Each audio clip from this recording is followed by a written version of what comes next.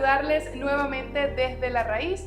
Hoy vamos a abordar un tema muy importante, el cuidado del ambiente. ¿Cómo estamos los ciudadanos del país contribuyendo a mantener el equilibrio en nuestro hábitat? Y por supuesto nos acompañan dos invitados de lujo. Ellos son Yesenia Frontado, ingeniero química, doctora en desarrollo sostenible, especialista en gestión ambiental empresarial, y Joaquín Benítez, ingeniero agrónomo, director de sustentabilidad en la Universidad Católica Andrés Bello, especialista en impacto ambiental y desarrollo sustentable. Gracias por acompañarnos en nuestro programa Desde la Raíz. Gracias por invitarme. Bueno, mucho se habla en los últimos días del cambio climático, de las altas temperaturas. Hemos sentido mucho calor los ciudadanos venezolanos, entendiendo por supuesto el paso del fenómeno El Niño, que ya ha bajado un poco sus efectos. Para los próximos meses se prevé la llegada del fenómeno La Niña. ¿Qué estamos haciendo los ciudadanos, no solo en Venezuela, en el resto del mundo? Porque el planeta está reaccionando a las cosas que estamos haciendo. ¿Qué estamos haciendo en este momento los habitantes del planeta y afectando de esa manera a este tipo de condiciones que vemos, que sentimos, que visualizamos también día a día? Mira, yo creo que todas las personas en el planeta primero se están dando cuenta, están despertando. Yo creo que ese concepto de cambio climático que muchas veces vimos como algo muy científico, algo como de los expertos que abordaban este tema, está dando paso a la cotidianidad y a las personas que dicen ahora, bueno, efectivamente está haciendo mucho calor, es cambio climático, a lo mejor tenemos problemas con las plantaciones, ya incluso en Venezuela nos han dicho, bueno, mira, ya los árboles no dan mango como antes, eso es cambio climático. O sea, creo que ya está siendo parte de la cotidianidad de las personas, indistintamente de que manejen bien el concepto o no. Esto es importante porque quiere decir que hay un despertar, hay una conciencia, pero debemos ir más allá, no es simplemente decir, bueno, sí es cambio climático, sino qué puedo hacer por el cambio climático.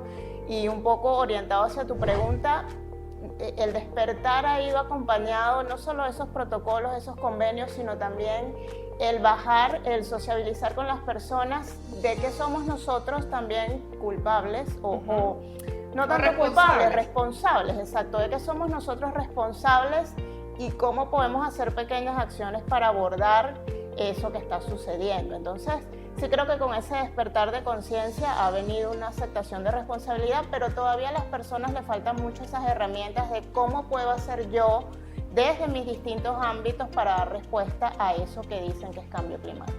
Profesor, su visión respecto a todos los fenómenos que hemos estado viendo en los últimos años en Venezuela y en el resto del mundo, que también se ven diariamente con énfasis de distintos grados, digamos. Mira, estamos viviendo algo que se llama la crisis ambiental global, ¿sí? Hay manifestaciones de esa crisis en todo el planeta, en todos los países, en todas las regiones, y por supuesto esas expresiones son distintas dependiendo de la naturaleza y de las características de la región del planeta donde se estén experimentando, ¿no?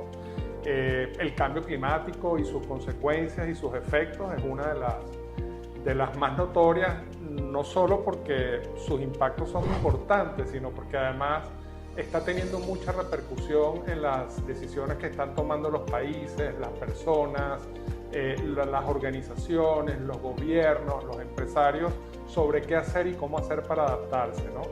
Entonces yo diría que todo el planeta está sintiendo un montón de cosas. La diferencia está en cómo las sociedades y los gobiernos dan respuesta a esos desafíos, ¿no? Entonces entendemos, por ejemplo, que los países desarrollados que tienen más información, más recursos, más conocimiento de lo que los está afectando, se preparan y se adaptan mejor para dar respuesta, por ejemplo, a lo que es el cambio climático.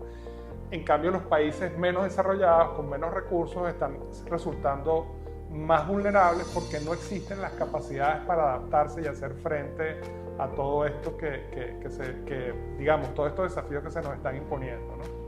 Así es, y justo cuando toca este tema traemos a colación los resultados de la COP28 que se llevó a cabo el pasado mes de noviembre de 2023, donde una de las conclusiones hacía referencia justamente a eso que usted acaba de tocar, a la vulnerabilidad de los países que tenían menos recursos para afrontar los efectos del cambio climático. ¿Cómo estamos en este momento los países menos desarrollados, quiero decir, enfrentando este tipo de situaciones? Sí, bueno, seguramente el profesor Joaquín coincide conmigo, pero en el caso de los países que van en vía de desarrollo, poco desarrollados, mira, carencias de tecnología, carencia de capacitación, esa necesidad de contar con un fondo para promover la adaptación, la mitigación, eso hace mucha falta en los países que van en vía de desarrollo, ¿no?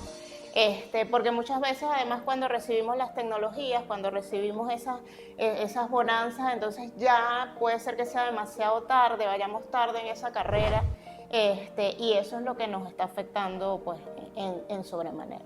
¿Cómo afrontarlo, profesor? ¿Cómo afrontar desde el punto de vista de los países menos desarrollados esta situación actual? Es todo un reto porque por un lado, ante el cambio climático hay dos tipos de acciones básicas que hay que afrontar. Por un lado, la mitigación, que es la reducción de la emisión de gases de efecto invernadero y la extracción de la atmósfera de estos gases.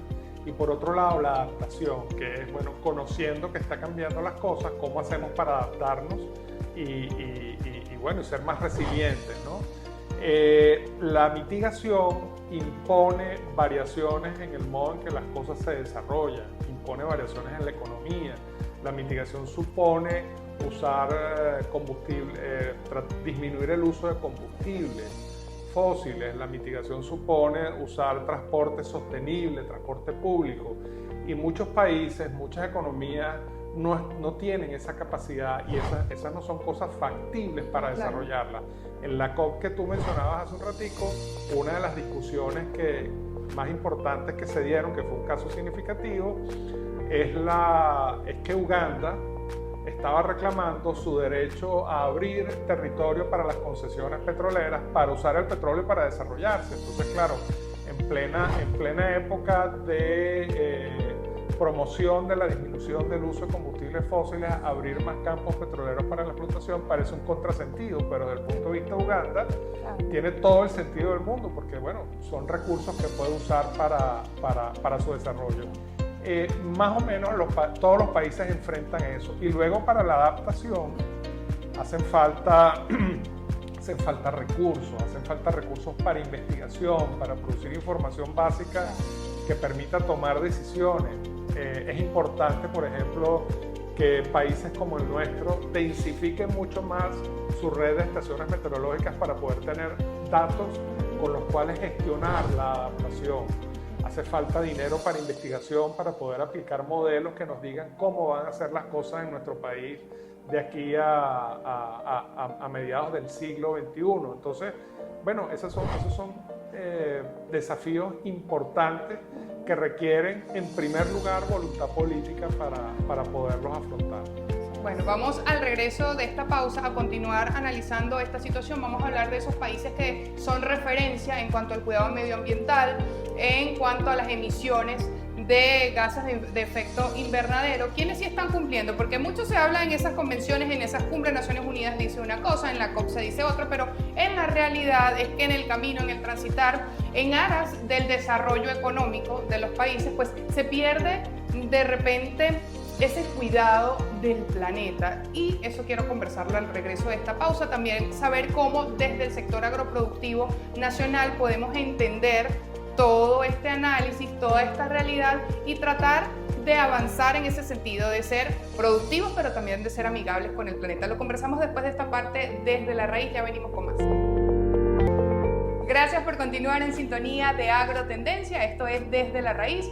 Hoy hablamos del cuidado del medio ambiente, de los desafíos del planeta a propósito del cambio climático, que cada día vemos con mayor énfasis en Venezuela y en el resto del mundo. Para eso Me acompañan mis dos invitados esta jornada, Yesenia Frontado y Joaquín Benítez, ambos profesores universitarios dedicados al desarrollo sustentable. Profesores, antes de irnos a la pausa, les dejaba un planteamiento sobre la mesa y es precisamente el cumplimiento de estas normas que surgen en convenciones, en tratados, en cumbres. ¿Qué países sí están cumpliendo con esto? Porque la realidad es que en la medida en que los países tienen la necesidad de generar ingresos para desarrollarse, pues incumplen muchas de estas medidas que suscriben, de estos acuerdos que firman incluso. Bueno, gracias. Fíjate, dentro de los países que mejor desempeño ambiental tienen y mejor cumplimiento de sus propias metas frente al cambio climático que fueron suscritas en el Acuerdo de París en el 2015, están por supuesto algunos países de Europa, de la región escandinava. Otros países de Europa están muy bien posicionados en cuanto a avances. Entiendo que algunos países, Japón, Nueva Zelanda, Australia, están dentro de los países que están haciendo esfuerzos importantes. Y bueno, esos son países que, como decíamos anteriormente, tienen recursos, tienen voluntad política, las políticas de cambio climático están completamente asumidas por el gobierno, por el Estado, por los ciudadanos, por los empresarios, y las cosas van caminando, ¿no? El gran reto que tienen esos países hoy en día con relación al cambio climático es un poco el participar y el lograr en la transferencia de fondos y recursos para apoyar a los países menos desarrollados a generar, a afrontar sus propios desafíos, ¿no? Pero ese es un desafío en común entre los países que tienen recursos y los que no tienen recursos, ponerse de acuerdo para hacer transferencia de recursos, capacidades de manera transparente y efectiva, ¿no? Profesora. Y esa parte. Sí, yo creo que, un poco para complementar, yo creo que aquí en nuestra región, en América, también hay países muy interesantes que hay que ver ese abordaje que están haciendo, ¿no? Y todo se traduce en lo que decía el profesor Joaquín hace un rato, la voluntad política. Ahí hablamos, por ejemplo, de países como Colombia, ¿sí?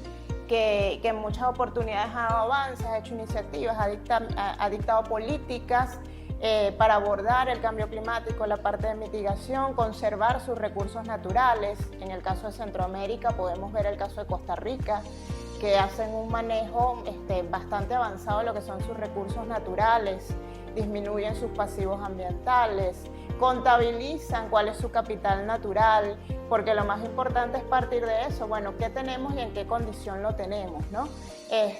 Y hay países de verdad en Sudamérica, bueno, tenemos el caso del propio Brasil, que además, bueno, creo que se lleva la parte más grande de todo lo que es la Amazonía.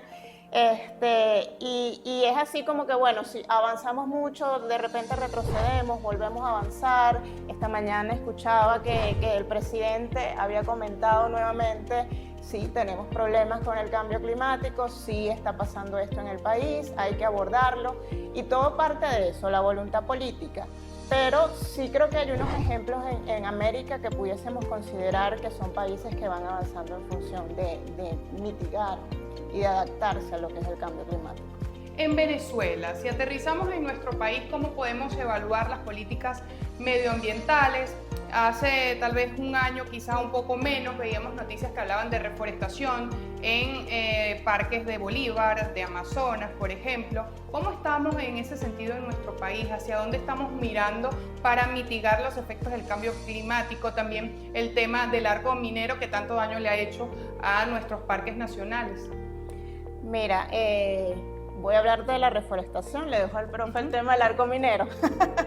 Fíjate, ¿qué pasa en el país? Efectivamente, existe la temporada propicia para que tú puedas hacer una reforestación, una recuperación de un área degradada. Okay. Muchas veces esas temporadas propicias no se cumplen. Muchas veces las especies que deben ir en determinada zona pues no son las que se plantan en esa zona, y eso disminuye la efectividad de las jornadas de reforestación que tú puedas realizar, ¿no?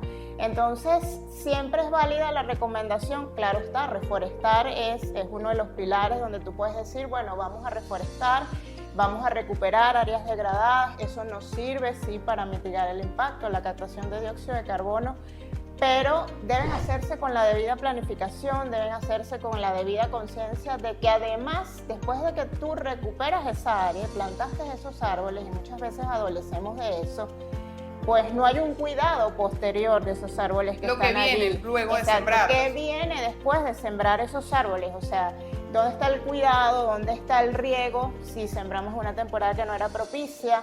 Y eso nos pasa mucho en el país. Entonces, cuando tú sacas esa cuenta de la tasa de reforestación, te das cuenta de que son muchos los árboles que, lamentándolo mucho, pues no llegan a completar ese proceso precisamente por esa etapa posterior. Sin embargo, mira, nosotros debemos celebrar cualquier tipo de actividad, de acción que se lleve a cabo para recuperar estas áreas degradadas, claro que sí, porque contribuye a muchas cosas, contribuye a la generación de agua, contribuye a fijar el suelo, efectivamente eso baja, disminuye la temperatura, las islas de calor que se pueden presentar en ciertas zonas, pero digamos que está esa parte de planificación que debe acompañar todo este proceso que muchas veces no se lleva a cabo como es debido. Profesor, ¿su comentario al respecto? Mira, yo creo, y completamente de acuerdo con lo que dice Yacine, yo creo que cualquier iniciativa en ese sentido es de aplaudir, es de celebrar y de apoyar. Sin embargo, parte de lo que nos interesa como ambientalistas y como personas preocupadas por estos temas es el balance anual de cuánto se gana y cuánto se pierde en superficie vegetal, en cobertura vegetal, en bosques, en ecosistemas, ¿no? Y lamentablemente, a pesar de los esfuerzos y a pesar de que se reforesta, se deforesta más. Entonces se pierde, el balance es que perdemos todos los años superficie de bosque, de vegetación, por distintas razones, ¿no? Este año no hay duda de que cuando se sacan las cuentas del 2024, este año los incendios forestales van a ser responsables de la pérdida de una gran superficie de vegetación en el país, lo cual nos hace pensar que es muy, muy importante reforestar, pero también es importante dejar de perder bosque, dejar de deforestar, dejar de intervenir ecosistemas como en el sur de Venezuela a través de la minería, que se intervienen ecosistemas muy, muy valiosos, muy complejos, se intervienen para explotar y sacar oro. Entonces, claro, para que ese numerito y ese balance anual sea positivo, no solo hay que reforestar y reforestar mucho, también hay que dejar de deforestar y hacer lo posible porque disminuir la tasa de incendios que tenemos. Vamos al regreso de esta pausa a hablar de la viabilidad, de realizar cada una de las actividades en las que pues somos expertos, pero cuidando también el medio ambiente, y vamos a aterrizar en el sector agroproductivo nacional. ¿Cómo lo evalúan ustedes como expertos en el área? Al regreso de esta pausa Desde la Raíz, ya venimos. Tercera y última parte Desde la Raíz. Estamos hablando del cambio climático, del cuidado del ambiente, y ahora nos vamos a detener en las actividades agroproductivas, entendiendo que en Venezuela al menos 17 estados de los que conforman el territorio nacional realizan, o allí justamente se realiza una actividad de índole agropecuaria. Mis dos invitados de esta jornada, profesores universitarios destacados en el tema sustentable. ¿Cómo evaluamos al día de hoy la viabilidad de realizar actividades agroproductivas, entendiendo por ello siembra, cría de ganado, entre muchas otras actividades del sector, sustentable y cuidadosas del ambiente, que estas actividades puedan llevarse a cabo, pero de una manera más amigable con el ambiente? Allí hay varias cosas que decir, ¿no? Okay. Lo primero que me gustaría mencionar que la agricultura o la actividad agropecuaria en general tiene un gran desafío frente al cambio climático, ¿no? Gran parte, cerca del 90% de la actividad agropecuaria nacional depende del clima y de las condiciones agroecológicas. Y el clima está cambiando, o sea, las condiciones agroecológicas están cambiando y eso está teniendo impacto en la selección de rubros, en las prácticas agrícolas, en cómo se hacen las prácticas agrícolas, en la necesidad de contar con variedades resistentes, por ejemplo, a temperaturas más altas o a menos humedad. Y eso pasa también con el ganado. Pasa también con el ganado.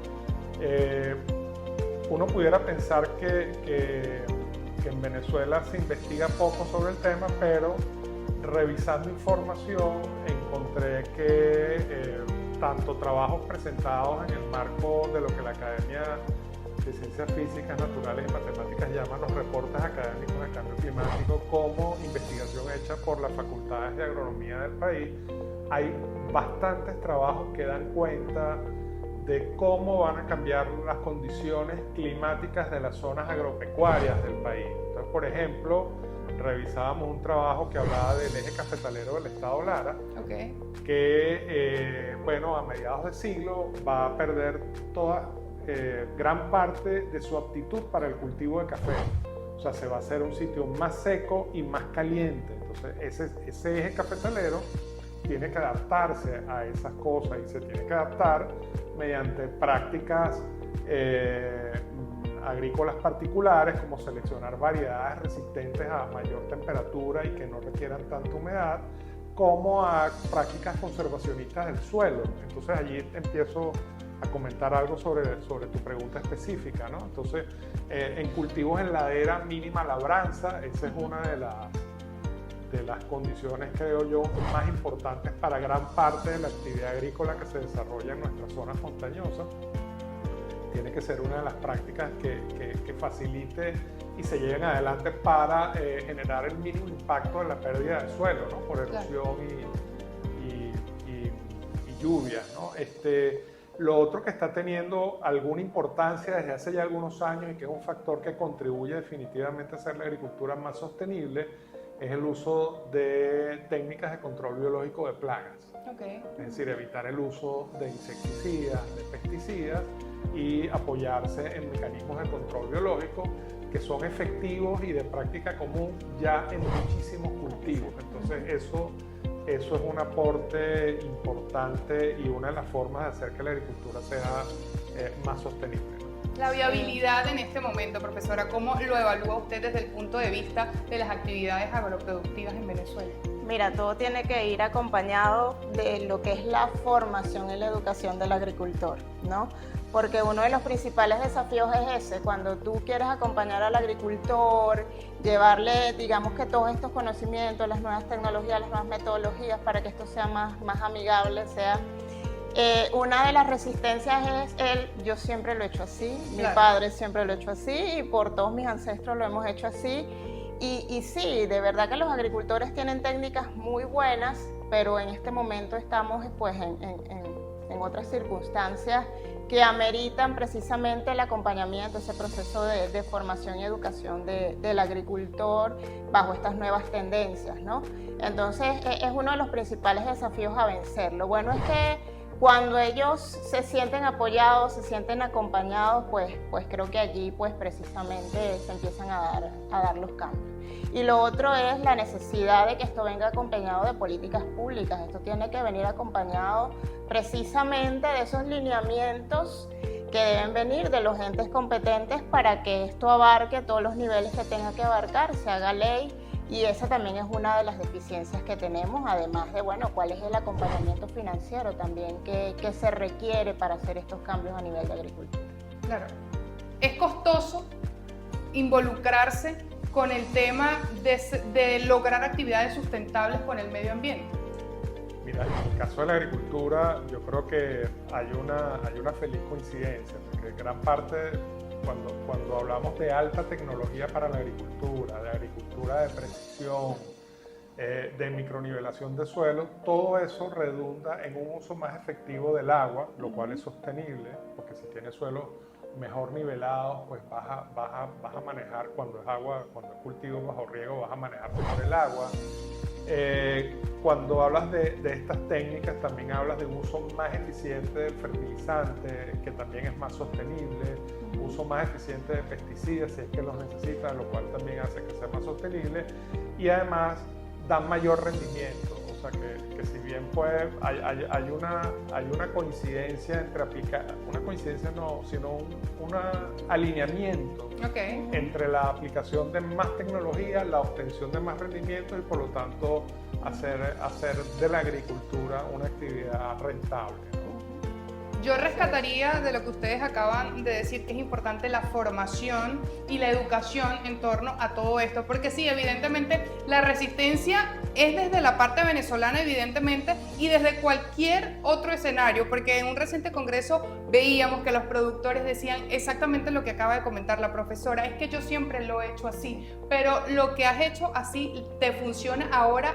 ambientalmente hablando, cuidando el medio ambiente. Esa es una de las preguntas que hay que dejar allí al aire y también al análisis de los ciudadanos, de entender que tenemos que contribuir, que tenemos que, por supuesto, trabajar, llevar a cabo cada una de nuestras actividades diarias, pero desde lo mínimo, desde no lanzar la basura en la calle, podemos contribuir al cuidado del planeta. Muchísimas gracias por habernos acompañado en este programa, por sus comentarios tan oportunos y por, desde la manera académica, desde la manera educativa, poder llegar a más hogares en Venezuela y en Venezuela, quiero decir, y en el resto del mundo, donde llega la señal de Agrotendencia. Esto fue su programa Desde la Raíz. Conversábamos con Yesenia Afrontado, ingeniero química, doctora en desarrollo sostenible, especialista en gestión ambiental empresarial, y con Joaquín Benítez, ingeniero agrónomo, director de sustentabilidad de la Universidad Católica Andrés Bello, especialista en impacto ambiental y desarrollo sustentable, ambos profesores universitarios. A nosotros nos corresponde despedir, deseándoles como siempre que tengan una excelente jornada, que Dios nos acompañe y que Dios bendiga a Venezuela.